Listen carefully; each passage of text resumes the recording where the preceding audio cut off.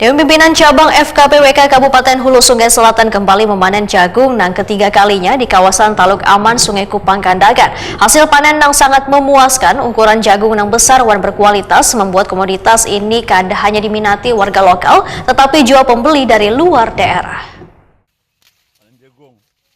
Dewan Pimpinan Cabang FKPWK Kabupaten Hulu Sungai Selatan kembali memanen jagung di kawasan Teluk Aman Sungai Kupang Kandangan. Panen kali ini menjadi nang ketiga sejak lahan tersebut mulai digarap.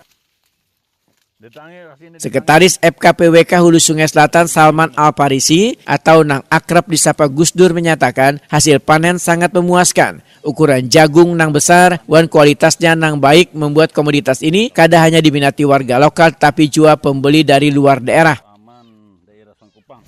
Nah, kami panen jagung di Taluk Aman, di Taluk Aman. Nah, di Taluk Aman, daerah Sangkupang. Panen jagung hari ini. Sudah dikaliwanin, nah.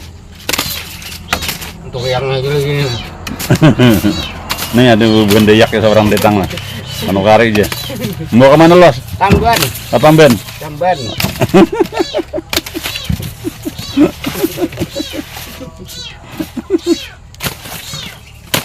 Dayak di mana? Kan di Kateng, ah?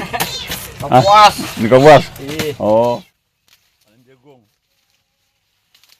Ketua Umum DPP FKPWK Kalimantan Selatan Rahmat Padilah menyatakan apresiasinya atas kerja keras DPC Hulu Sungai Selatan dalam mengelola lahan dan mengembangkan budidaya jagung. Upaya ini dapat menjadi motor penggerak ekonomi sekaligus memperkuat peran organisasi.